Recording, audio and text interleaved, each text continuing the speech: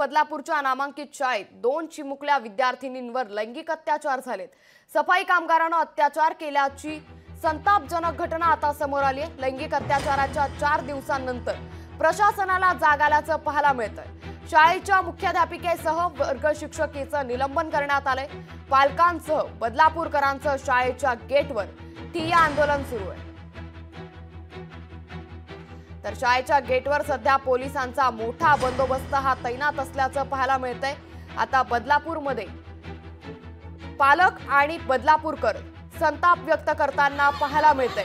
बदलापूरच्या नामांकित शाळेत 2 चिमुकल्या विद्यार्थिनींवर लैंगिक अत्याचार झाले। सफाई कामगारांना अत्याचार केल्याची संतापजनक घटना ही बदलापूरमधून आता समोर येते।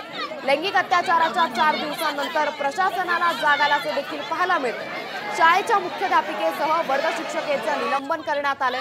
आता पालकांचं बदलापूरकरांनी शाळेच्या गेटवरती ठिय्या आंदोलन मांडले।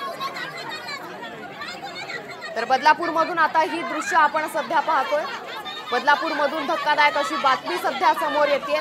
पालकांसह बदलापूरकरांनी आता शाळेच्या गेटवरती आंदोलन केलेलं आहे। ही थेट दृश्य आपण बदलापूरमधून त्या शाळेच्या बाहेरून बघतोय। तर बदलापूर स्टेशनवरती आता रेल रोको आंदोलन करण्यात आले। बदलापूरकर या घटनेविरोधात आता संतप्त झाल्याचं पाहायला मिळतंय। बदलापूरच्या घटनेवरून आंदोलक आक्रमक झाले। आंदोलकांनी बदलापूर स्टेशन बाहेर आता ठिय्या आंदोलन मांडलंय। बदलापूरच्या नामांकित शाळेत 2 चिमुकल्या विद्यार्थिनींवर लैंगिक अत्याचार करण्यात आले होते।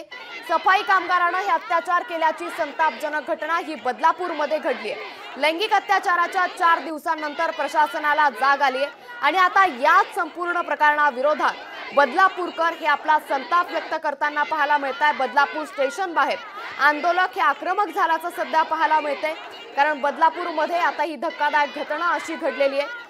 बदलापूरच्या नामांकित शाळेत 2 चिमुकल्या विद्यार्थिनींवर लैंगिक अत्याचार करण्यात आले। लोकशाही मराठी ऐका, पहा, जागरूक रहा।